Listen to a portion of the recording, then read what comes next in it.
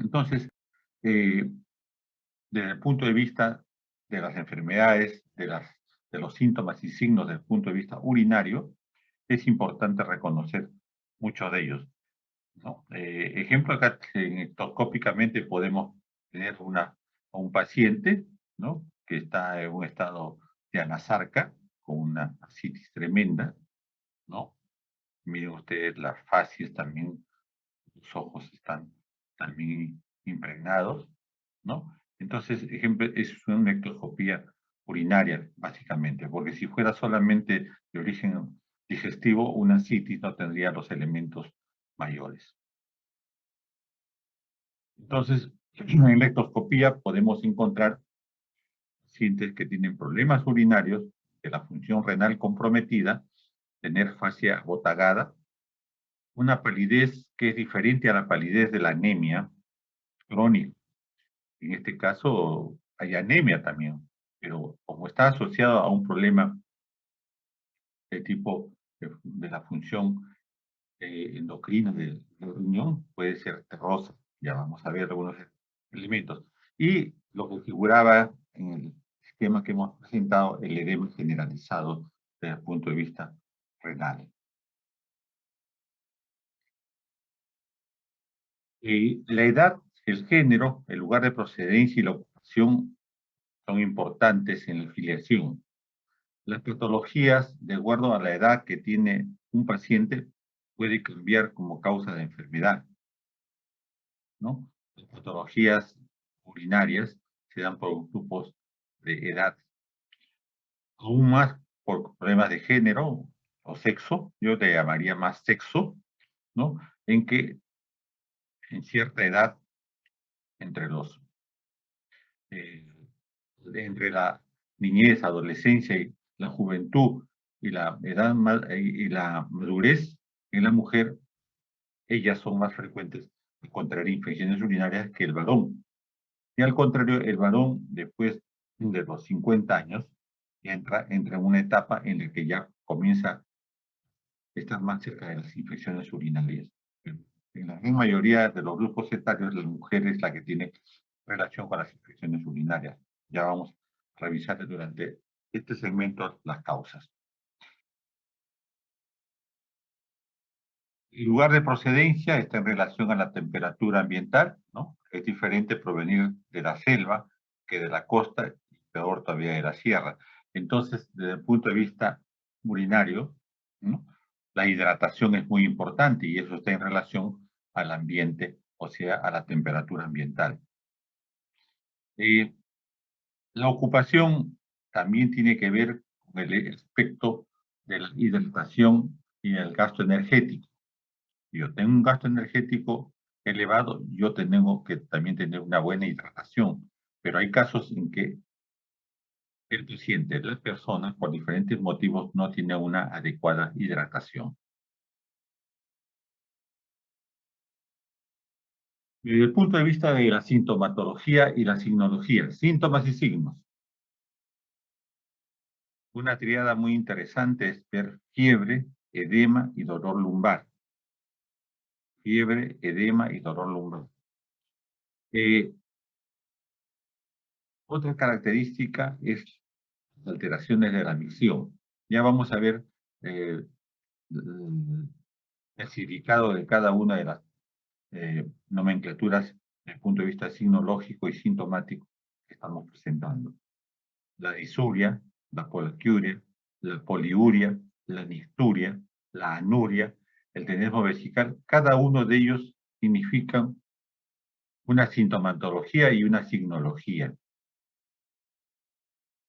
Vayamos grabando esos términos desde el punto de vista urinario. Recuerden ustedes que cada día que pasa van incrementando su vocabulario médico y cada día ustedes tienen más exquisitez en su lenguaje, más palabras con las que ustedes pueden razonar y conversar. Y esto desde el punto de vista médico. Entonces, los términos hay que irlos conociendo progresivamente. Cada uno de nosotros vamos metiéndonos en el mundo de un paciente y eso significa conocer términos con los que nosotros definimos sintomatología y signología en este caso, y síndromes, ¿no? Cuando tenemos ya la historia clínica de anamnesis y examen físico realizado. Otro elemento es en las funciones biológicas, la orina. La orina, sus características en relación al aspecto, el color, el volumen, el momento de orinar, el chorro urinario, puede dar elementos que nos pueden llevar a pensar en síndromes. El aspecto de la orina. En la parte anamnésica el paciente nos puede contar y nosotros preguntamos con esa persona, por favor, apaguen su micrófono, por favor. Entonces, nosotros podemos preguntar en la anamnesis dentro de lo que puede ser la enfermedad actual, propiamente dicha, el problema de orina. El paciente dice, tengo molestias al orinar, tengo problemas al orinar, o mi orina ha cambiado de color. Entonces, es obligación nuestra verificar cada uno de los elementos de juicio sobre la orina, desde el punto de vista anamnésico. Preguntamos por el aspecto, ¿no? Si es transparente, es ámbar, ¿no? Si es turbio, si es lechoso, si es oscuro. El aspecto de la orina, le preguntamos. El color, el volumen en 24 horas. ¿Cuánto está orinando en 24 horas? Las características del chorro urinario. Mire que esto es parte de la enfermedad actual. Ya no es parte de las funciones biológicas en la que preguntamos por la orina, como parte de todo un proceso de enfermedad, sino acá siendo la orina un elemento de juicio por el que el paciente va a buscar atención médica, entonces pasa a cubrir y a describirse la enfermedad actual, igual como las alteraciones de la visión que hemos visto más arriba. La fiebre, si es un síndrome, puede aparecer de acuerdo al nivel del proceso infeccioso o el proceso anómalo del tracto urinario. Ya vamos a ver que que sucede en el tracto urinario bajo, por debajo de los uréteres, y ahorita lo vemos, no hay fiebre. La gran mayoría de los problemas urinarios que se acompañan de fiebre se deben a procesos de tracto urinario alto, o sea, uréteres y riñones, fundamentalmente.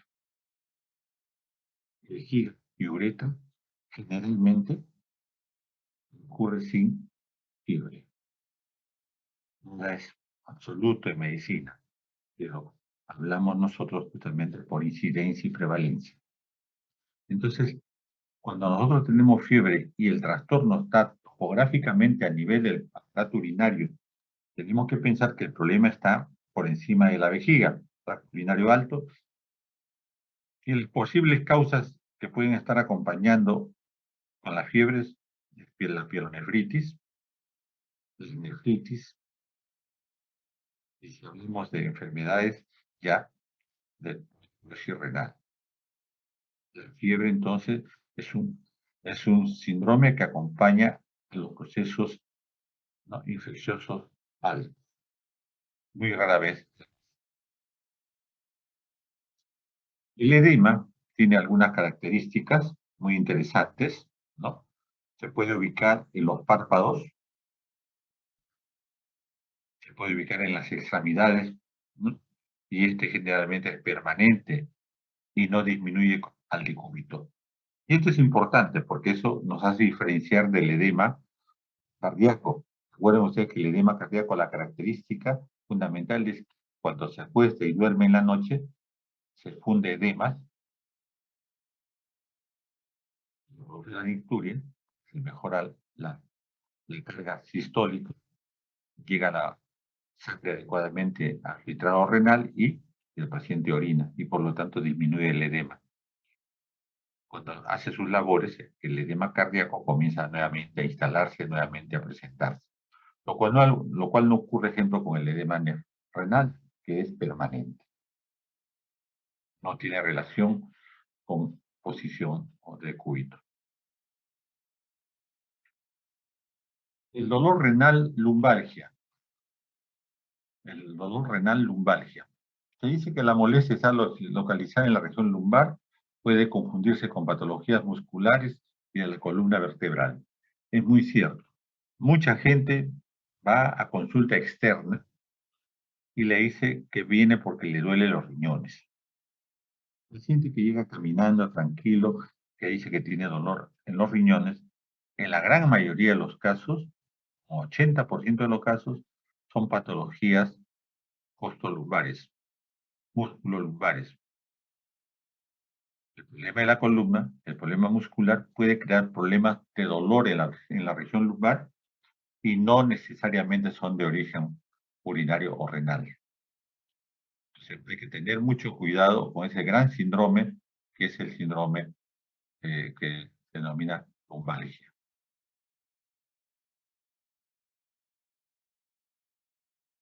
En lo que refiere al dolor renal y ureteral, primeramente hay que decirles que el riñón propiamente dicho no duele. Para que el riñón duela, tiene que aumentar el volumen del mismo y distender la cápsula renal. O sea, al aumentar el volumen del riñón, distiende la cápsula renal y ahí sí se produce el dolor. Pero en este caso estamos asistiendo a un problema de enfermedad grave. Porque si esto sucede es porque el riñón ha crecido con hipernefrosis, que hay abscesos, porque hay tumores neoplásicos.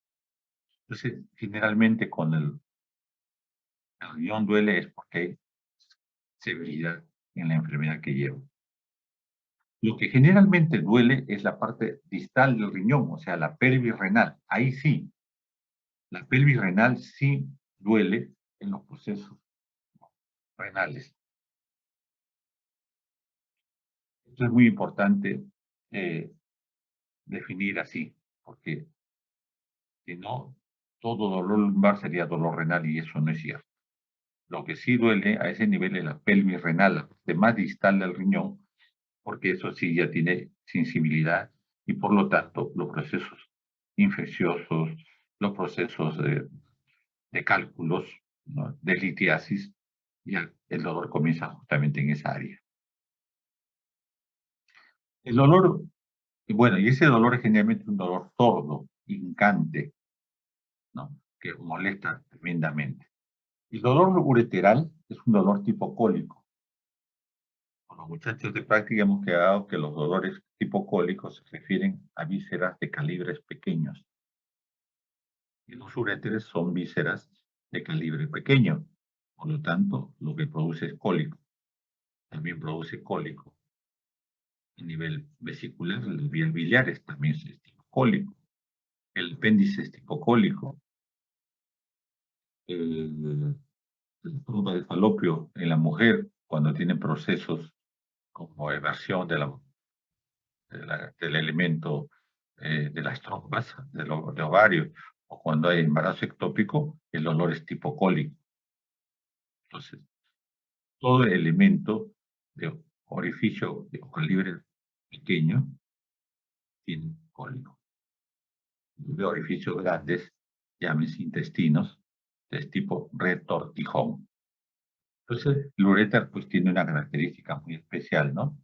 Que el problema es hipocólico y generalmente duele en la región posterior del, en este caso del abdomen, el dorso. Generalmente hay que tener en cuenta el ángulo costo-vertebral, ¿no?, el costo lumbar y el dolor tipo cólico que va desde atrás hacia adelante y camina todo el trayecto del uréter, llega a la vejiga y puede llegar inclusive al, a la uretra, y en el varón puede llegar a la uretra peniana. Pues bien, el dolor es tipo cólico.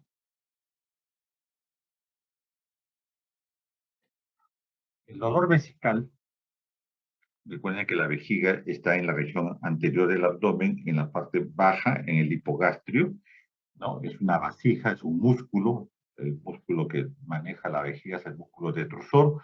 Entonces, hay que pensar que también se produce este dolor de tipo espasmódico. este tipo espasmódico en la zona suprapúbica, o sea, en el hipogloso como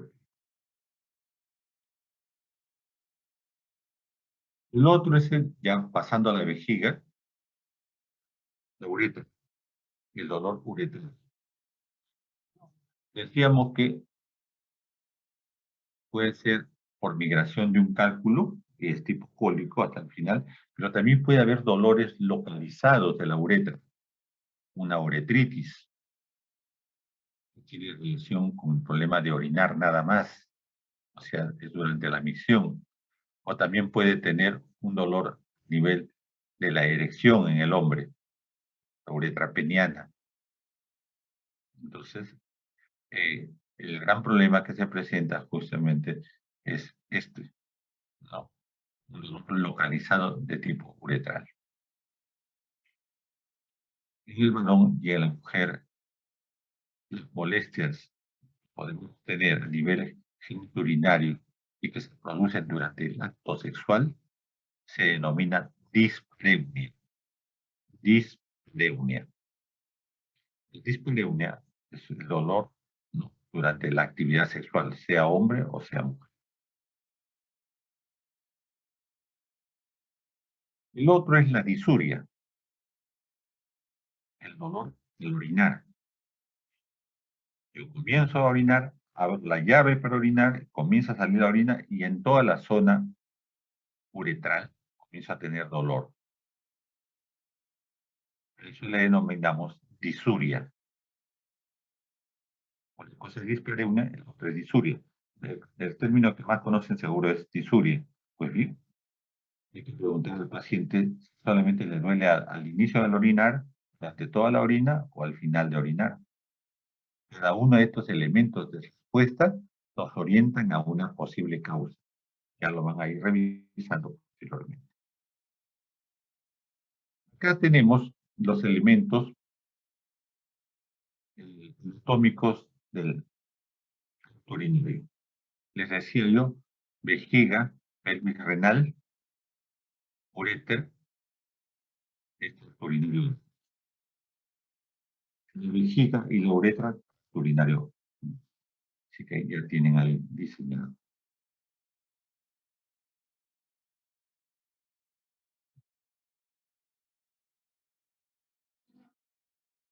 Los síntomas de la infección urinaria baja, o sea, vejiga y uretra, y que no se acompañan generalmente de fiebre, no se acompañan.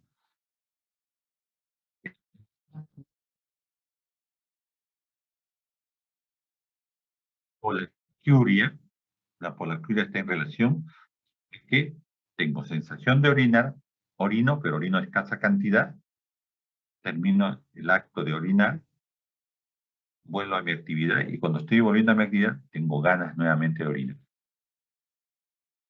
Esa es polaquiuria. Urgencia miccional es la necesidad imperiosa de orinar, sí o sí. Urgencia miccional es una imperiosa necesidad de orinar que no da respuesta a nada. La persona se orina y punto. Ya micción puede hablar es el músculo detrusor justamente en la valoración de la vejiga. El enesmo vesical es la sensación de orinar y no orinar nada. Abro el caño y no hay ninguna gota. Enesmo vesical. Es diferente por la altura, por si acaso. Dolor suprapúbico es el dolor que ustedes sienten justamente por encima del pubis, o sea, a nivel hipogástrico. Está en relación a la sensación de dolor de la vejiga. Decíamos que la vejiga duele tipo espasmo, ¿no? Es un dolor espasmódico. Y en malestar general ya no hay ningún problema, la definición ya la conocen. El dolor lumbar es el dolor que se produce a nivel de la zona posterior del tórax, en la región lumbar, ¿no? Puede ser de origen renal, pero cuando es de origen renal es grave, o puede ser de origen óseo, articular o muscular, lo más frecuente. Náuseas y vómitos, que son elementos que ustedes conocen, la orina maloliente y turbia, una característica a la hora de valorar la función urinaria. Estos últimos, fiebre, dolor lumbar, náusea, vómitos y orina de maloliente y turbia, están en relación a los síntomas de infección urinaria alta. No olvidar, por favor, porque es muy importante a la hora que el paciente les cuenta sus problemas urinarios. Pero hay otros síntomas y signos de mayor relevancia porque nos están hablando de problemas de enfermedades o síndromes mayores. Por decirles, la insuficiencia renal crónica se acompaña de náusea, de vómitos, de anorexia, de lanzamiento, prurito en la piel, debilidad, astenia, letargia, confusión, ya esto va avanzando y el paciente comienza a tener problemas del estado de conciencia, anemia, y hemos quedado que es una palidez terrosa, hipo, insomnio. No quiere decir que todos estos síntomas estén en conjunto en la insuficiencia renal crónica. Pueden aparecer paulatinamente, puede ser en la última etapa de la insuficiencia renal crónica, cuando estamos con uremia, obtención de la urea, del ácido úrico, no, toda esta sintomatología. Ya lo van a revisar ustedes en insuficiencia renal crónica. Acá estoy agrupando nada más los síntomas y signos que podemos tener. En el varón tenemos el crecimiento prostático. Tarde o temprano, todos los varones, y los que no quieren ser varones también, igual, Diosito lindo, les dan potestad de elegir su estado, pero no de elegir la próstata. Por lo tanto, la próstata, se use o no se use, en el tiempo, después generalmente de los 50 años, comenzamos a tener problemas prostáticos. Se dice que cuando llegamos a los 80 años, los que llegan, el 100% de los pacientes son prostáticos. ¿Y cuál es la sintomatología del crecimiento prostático? No quiero decir que todos estén en conjunto, pero se van sumando paulatinamente. Ya lo vamos a revisar a la hora que hablamos de prostatismo. Disuria, poliuria, cinismo vesical, disminución de la fuerza de tamaño del chorro, este es principal, disminución de la fuerza y tamaño del chorro. En el varón es un elemento básico para poder hacer el diagnóstico de un crecimiento prostático. Goteo al final de la misión, también retención de la orina, urgencia misional, incontinencia urinaria, bifurcación del chorro. Estos síntomas que están en relación al crecimiento prostático en el varón, tenemos que conocer el significado. Creo que casi todos conocemos el significado. Y teniendo los mismos. La litiasis renoureteral, que la vamos a ver más adelante, también nos hace valorar síntomas y signos. El dolor abdominal súbito, tipo cólico, muy intenso, que se inicia en la región posterior del abdomen, lumbar, y que puede migrar hacia la región anterior. Este cólico es muy interesante conocer porque es migratorio. Puede acompañarse de tenesmo vesical, ya saben lo que es tenesmo, y disuria. Puede tener fiebre o no, y el dolor es intenso hasta que migre el cálculo o el médico le aplique un analgésico generalmente intramuscular o endovenoso. Así que el dolor no tiene posición antálgica como puede suceder en el problema del frote pleural, ¿no? Tiene una posición antálgica, acá no.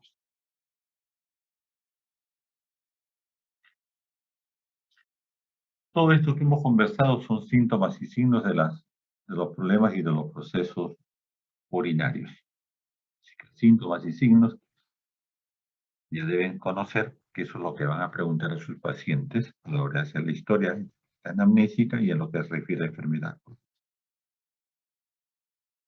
Los antecedentes personales están en relación a posibles enfermedades que hayan contribuido a un problema urinario.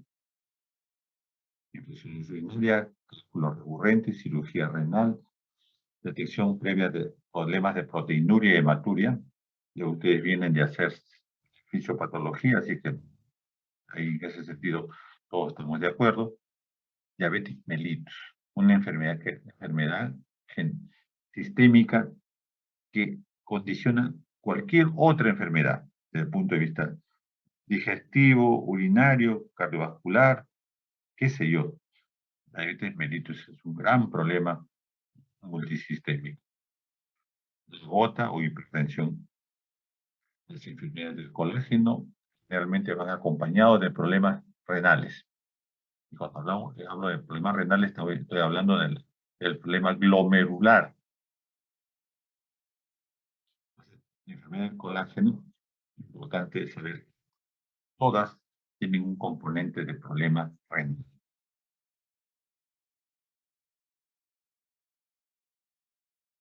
Y antecedentes, preguntar por el uso de AINES. Los aminuclócidos actuales,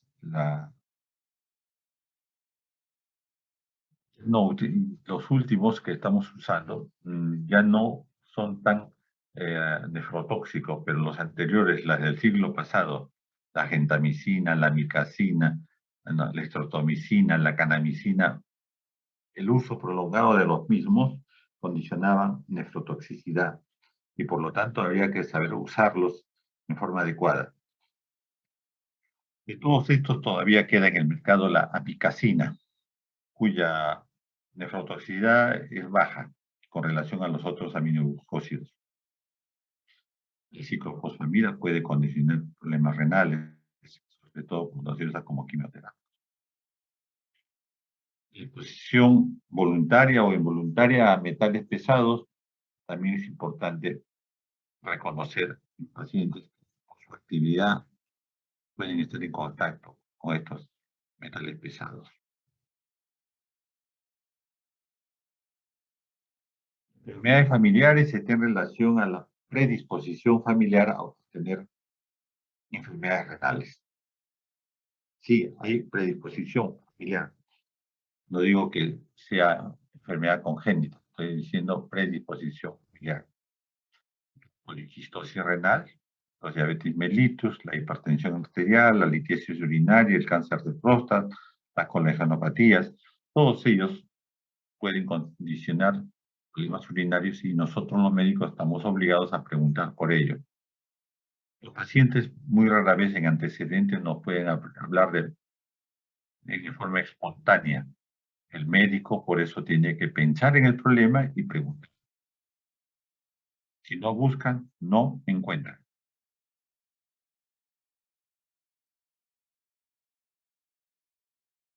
El paciente puede tener valoraciones anteriores de problemas de emisión, alteraciones de la orina, sobre ellos en antecedentes previos.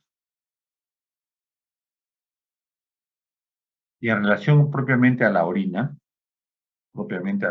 hay que preguntar por el color de la orina.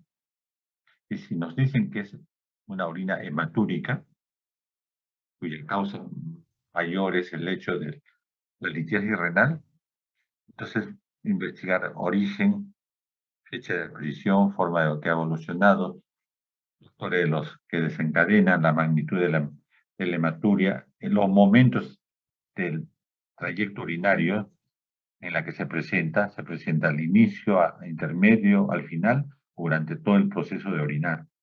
Importantísimo. En la práctica, realmente van a conversar sobre la prueba de los 3 vasos.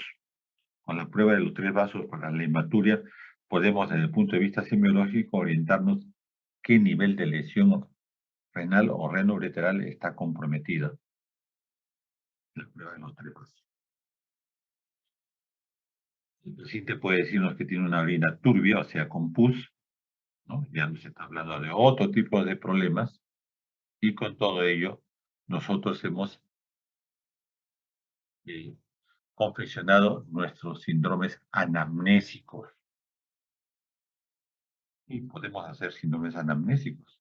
Yo les digo a los chicos, pueden hacer síndromes anamnésicos. ¿Por qué? Porque nos orienta a examinar. Hacemos el examen tal como está establecido en la guía de entrenamiento, pero cuando vamos a cada uno de los segmentos, el hecho de tener ya una posición de posible localización anatómica del problema de forma primaria, nos puede orientar justamente a detenernos mucho más en la exploración física de un órgano del cual creemos que está comprometido. Entonces, la exploración física es eso, de acuerdo al conocimiento que tenemos. Igual que en todos los demás, hay inspección. Inspeccionamos las fascias, inspeccionamos el abdomen, inspeccionamos las fosas lumbares, buscamos si hay simetría o asimetría del abdomen, buscando tumores, a la inspección. Ya a la auscultación, ¿no? A la auscultación lo que vamos a buscar son los soplos arteriales, sobre todo en la bifurcación renal. La palpación está en relación ya a valorar los órganos urinarios. Buscar el riñón, palpar el riñón, es una técnica que la van a hacer en la práctica, cuando es posible hacerlo, cuando la anamnesis nos orienta, podemos buscar lo mismo, ¿no? Y puesto en un diagrama, examinar el manual, colocando la mano izquierda como si fuera un plato debajo de la región costolumbar, que no se hunde el paciente, y el peloteo renal, la tumoración o la esquina renal con la mano derecha. Esto es fácil hacer en pacientes adelgazados, no así en pacientes que tienen una contextura gruesa o gruesa. El piloteo renal es justamente la cosa renal, ¿no? El tamaño del mismo y si hay o no tumoración para tratar de palparlo. Lógicamente, estas técnicas todavía persisten, todavía se utilizan, porque no todos tenemos al alcance pues, tomar imágenes, ¿no? Por lo tanto, en sedes donde no haya imágenes que las toman, es importante conocer la técnica de examen renal. Eso lo tienen que hacer.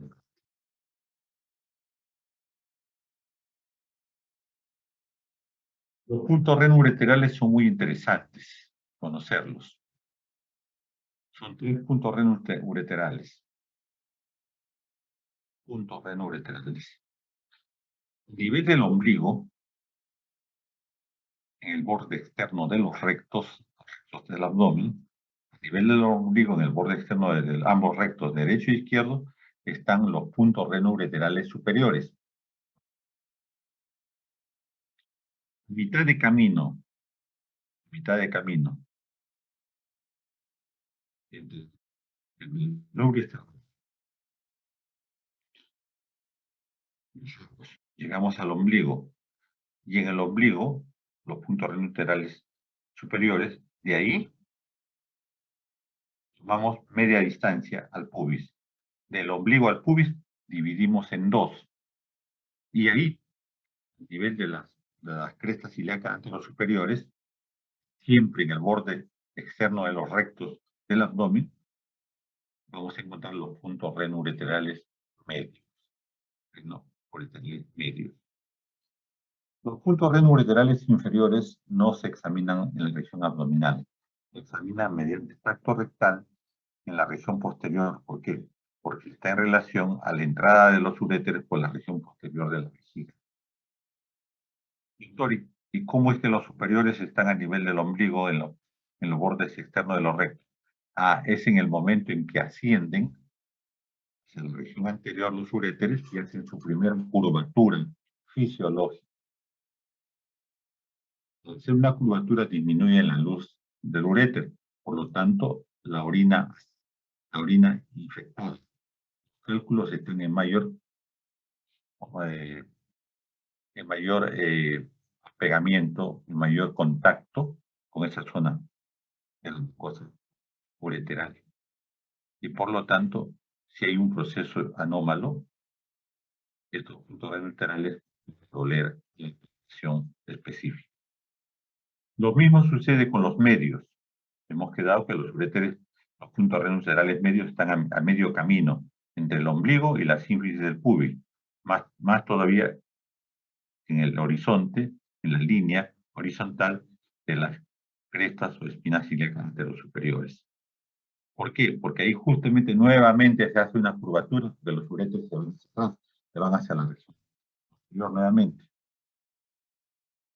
Poder entrar por la región posterior de la vejiga, la tercera curvatura, los puntos renal inferiores. Así que ya tienen los puntos renales que deben ser valorados en la práctica. Acá está todo lo que les he dicho. El diagrama.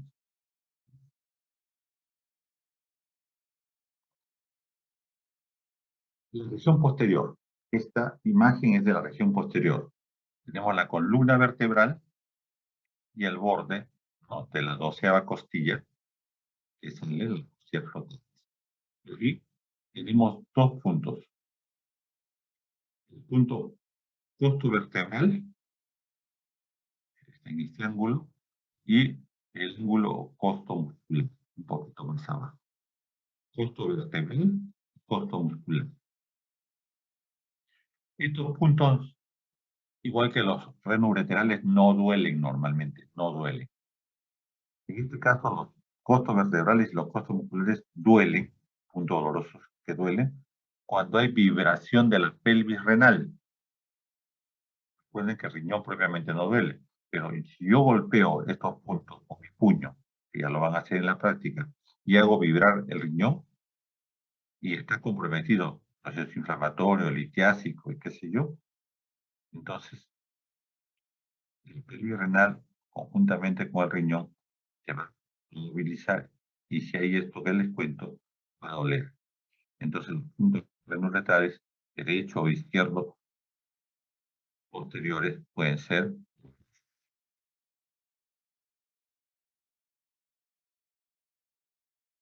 Lo que les explicaba del costo vertebral y el costo muscular, que lo pueden revisar. Esta imagen es para mostrarles el dolor renoureteral. El dolor que se produce en la migración de un cálculo, generalmente. Comienza en la región posterior, por debajo, casi de la 12ª costilla, en la región posterior, y el dolor migra en faja. Cuando es ureteral, avanza y se va hacia abajo por la región anterior, por la región anterior, migra y puede llegar al pene y al testículo en el varón, hasta los labios mayores en la mujer. Esta imagen es para poner cómo es que el paciente le va a explicar a usted la migración debido al dolor renal y al dolor renoureteral.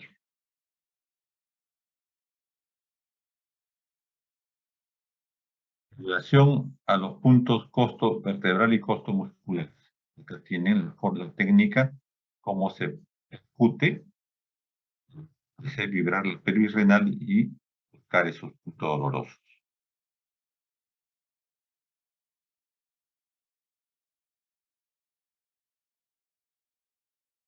Después se les va a enseñar la técnica de la percusión. La percusión ya la están aprendiendo ustedes desde el aparato respiratorio, cardiovascular y digestivo, por lo tanto las técnicas no son únicas, pero sí confluyen dos o tres técnicas que ayudan justamente a valorar el riñón. La auscultación, que en el aparato digestivo estaba en segundo, nuevamente vuelven a ser cuarto en el examen genitourinario, fundamentalmente buscando, justamente con el estetoscopio, ¿no? Elementos de soplos acústicos renales, la arteria renal, ¿no? Que también lo van a tener que ver a nivel de la práctica, y la ovulación va a permitir esos elementos. Buscar áreas en las zonas costovertebrales, costomusculares, también posibles soplos que están en relación estrictamente con la arteria renal. Como quiera que la, el soplo que llega a las arterias es el soplo de la contracción ventricular y por lo tanto a la sístole, el soplo será sístole, ¿no? El sístole.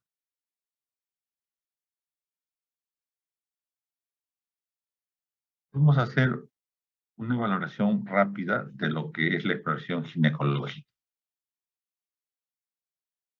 La valoración externa la podemos hacer todos los médicos de todas las especialidades, y la valoración interna sí se la dejamos generalmente al ginecólogo. El ginecólogo de la mujer no embarazada y al gineco obstetra en la fase de embarazo. Pero en ambos casos, la exploración externa sí es muy importante. El monte de Venus, recordemos que el monte de Venus en la región anterior, no, de la mujer, está en relación justamente con la protección del sexual. El monte de Venus, que es una zona grasa, que tiene encima el pelvis y con vello pubiano, ¿no? Está en relación a que se proteja durante el acto sexual los genitales. Entonces, por lo tanto, existe el monte de Venus. Yo fue creador 100%, y dio a la mujer que este monte de Venus pues, esté protegiendo justamente de la actividad sexual a los genitales. Muchas mujeres,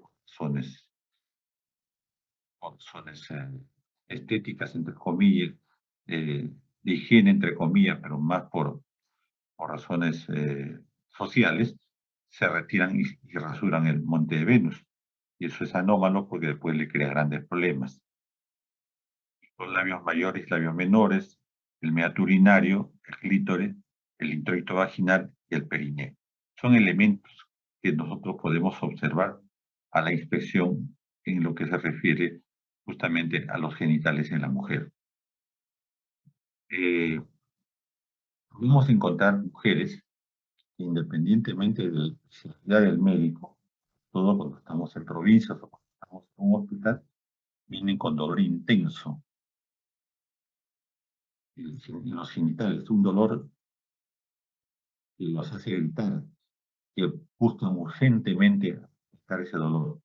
Y se produce por infección, congestión y oclusión, ¿no? Del punto del, de lo que es la glándula de Bartolino.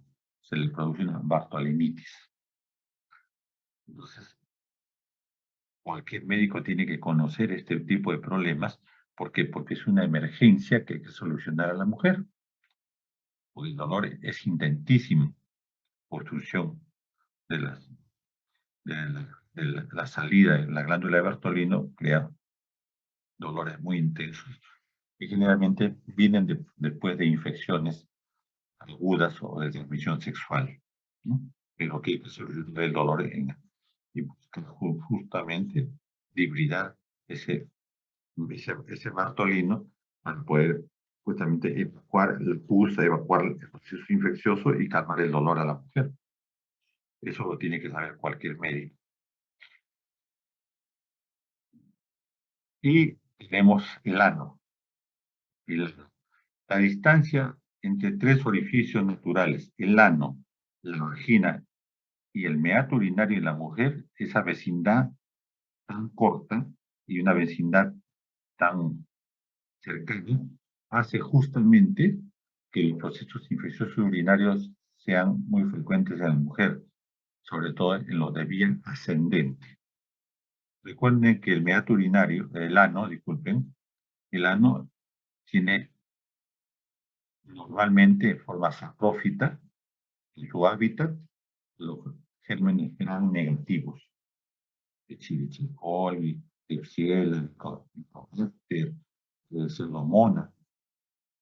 Eso es su hábitat, no pasa nada. Hay una convivencia, salvo que sea mayor cantidad de gérmenes a otros, entonces le puede ser una guerra tremenda. Si no, ahí viven. Pero cuando hay contaminación hacia la región anterior, vagina y uretra, la uretra sufre la contaminación y se produce la infección urinaria en vía ascendente. Ya lo van a revisar, pero esto solamente para mostrarle los genitales externos de la mujer y por qué los tenemos que valorar. La posición de litotomía se examina a la dama con mucha delicadez, con mucho respeto, con mucho recato y siempre con una persona al lado, enfermera, mamá, esposo, siempre una hermana, siempre a la hora de hacer la parte ginecológica recomendamos que sea una persona de confianza al lado, para evitar tanto problema que le sucede al médico. Y ustedes han visto noticias. Miren ustedes, ahí tienen una glándula de Bartolino congestionada que ha crecido y produce dolor intenso. Entonces, zona. Pone que la glándula de Bartolino es la glándula principal, ¿no? Con la que se lubrica durante el acto sexual todo el canal vaginal. Por razones de enfermedad de transmisión sexual se producen infecciones. Revisar los órganos internos de la mujer se hace el tracto vaginal. El tracto vaginal nos va a servir para valorar el cuello uterino y con la mano en el abdomen, el examen es bimanual, y con la mano izquierda en el abdomen podemos delimitar el útero. Podemos delimitar si ese útero está creciendo o no, si ese útero tiene tumores o no. Entonces, es bimanual vaginal. Bimanual vaginal.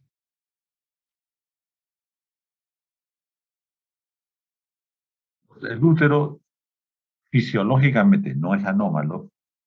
Fisiológicamente, la normalidad es antiflexo, o sea, el útero hacia la región anterior y fácilmente ubicada con la mano en el abdomen. Pero sin ser anómalo, sin ser enfermedad, algunas mujeres tienen el útero retroflexo.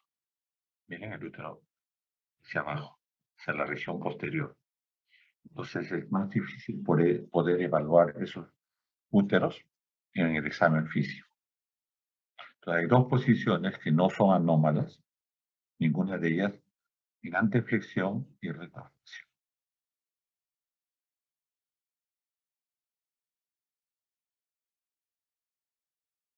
Todo lo que les he conversado está acá. Realmente, bien, podemos examinar las trompas de falopio en forma bimanual al hacer el examen del útero por vía vaginal y tendremos pues útero que vamos a evaluar posición, forma, consistencia, movilidad, masa, dolor, molestia. El médico tiene que describir todos estos elementos. En los anexos derecho e izquierdo, si palpo no el ovario, muchas veces no se puede palpar el ovario, si hay masas o no, ligamentos, tamaño, contorno, consistencia, y si se produce o no molestias durante la palpación. O sea, el médico, una vez que hace estos exámenes, tiene la obligación de escribir en la historia clínica cada uno de los elementos que les estoy mencionando. Es el importante. Finalmente, les masculino. Esto sí lo realiza íntegramente el médico, cualquiera de las especialidades clínicas. Y en forma especial, cuando hay tratos o problemas quirúrgicos, el urólogo. El urólogo ve la vía urinaria de hombres y mujeres, y las genitales del hombre, el urólogo, y genitales de la mujer, el ginecólogo. Pues bien, ¿qué vamos a encontrar en los genitales masculinos? Los testículos. Los testículos, la salida por el polo superior del testículo del epidídimo, vías espermáticas, conductos deferentes, vesículas seminales. Las vesículas seminales son en el hombre de lubricación, ¿no? Los conductos eyaculatorios y finalmente la uretra.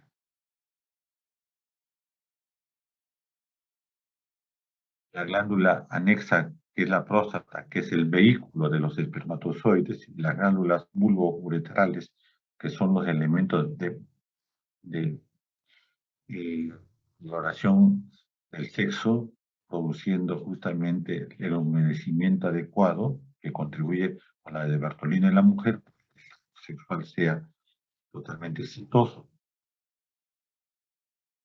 Y pues, el órgano copulador, ¿no?, que es el pene.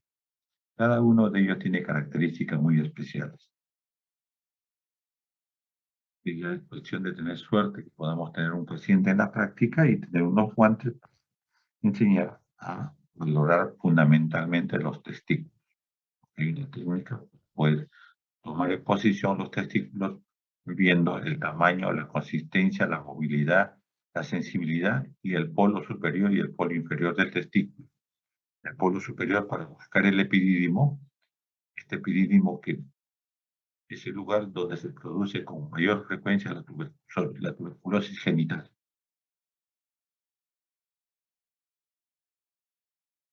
Por el pene, diferentes patologías, no se necesita ser dermatólogo, venerólogo, para poder examinar un pene y encontrar elementos anómalos, como son las verrugas venéreas, el herpes genital, el chancro sifilítico, que ya es menos frecuente, pero todavía se observa, ¿no?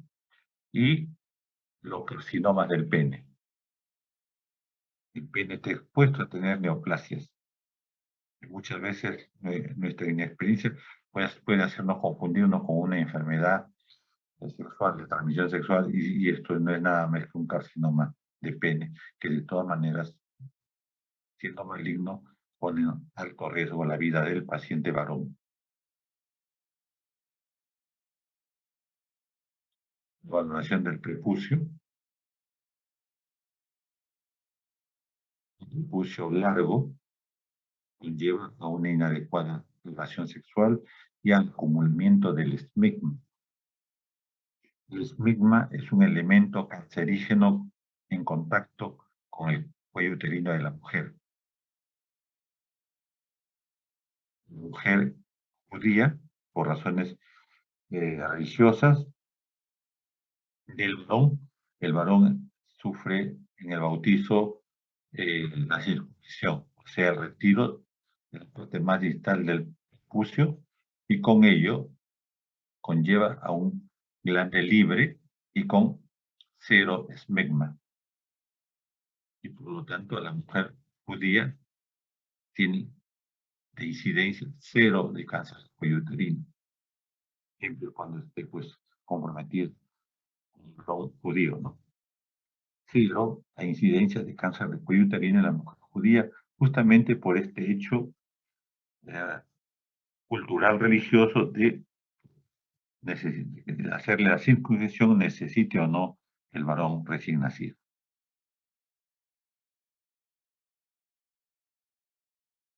Varicocele es el elemento doloroso y que se observa en el escroto. La bolsa que contiene a los testículos se denomina escroto, y en la pared del escroto podemos tener nosotros y observar varices, así como se observan en las piernas. Igual, en el escroto se pueden observar, y a eso le denominamos varicocele, y pueden ser dolorosos. y ser dolorosos. Y no es poco el porcentaje de hombres que suelen tener varicocele.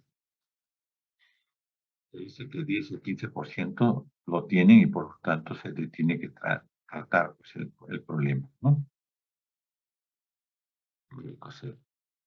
Igualmente la palpación de los testículos, el epidídimo y el cordón espermático, que es una técnica que si hay posibilidades el profesor puede diseñar. También la valoración del testículo con técnicas de palpación y de toma en las manos de los mismos, lo que hemos conversado. Uno de los elementos más importantes de la molestia que viene el varón es el dolor. Y el dolor en los testículos es un dolor muy intenso, muy agobiante. Antes los maestros decían exquisito. No hay nada de dolor exquisito, ¿no? Es un dolor agobiante, intenso, y tener mucho cuidado y buscar la causa por la que se produce. Otros elementos que el paciente viene a buscar atención en un problema urinario.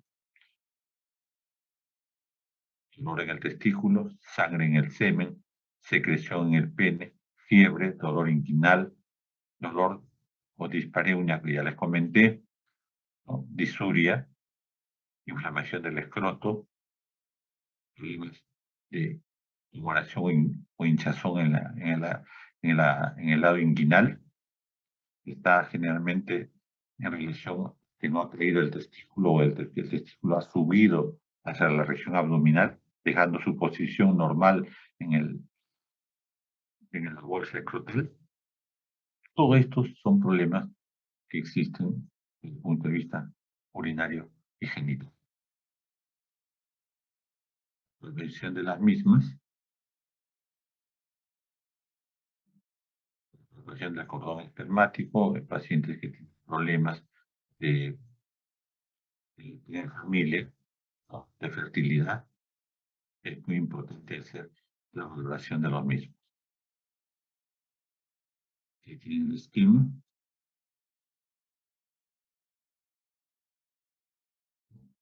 y ropa la bolsa, el testículo, el epidídimo, ¿no? Tenemos los vasos diferentes, esa sección abdominal y esa es la zona del pene. Y les decía, el epidídimo es uno de los puntos que es la tuberculosis genital. La zona donde se acumula o se localiza con mayor frecuencia la tuberculosis genital es a nivel epidídimo. Y el epidídimo, desde el punto de vista semiológico, podemos hacer un diagnóstico de tuberculosis. Con ello, con nivel de valoración, la palpación. La palpación.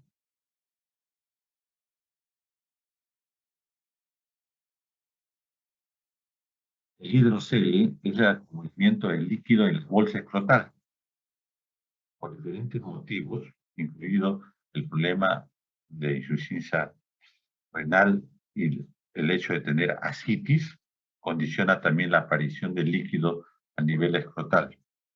Y por lo tanto hay que valorar lo que denominamos el hidrocele, que es diferente al edema escrotal, que es otro elemento. El edema escrotal puede estar acompañado de hidrocele o solamente el área del tejido cutáneo. Hidrocele, edema escrotal.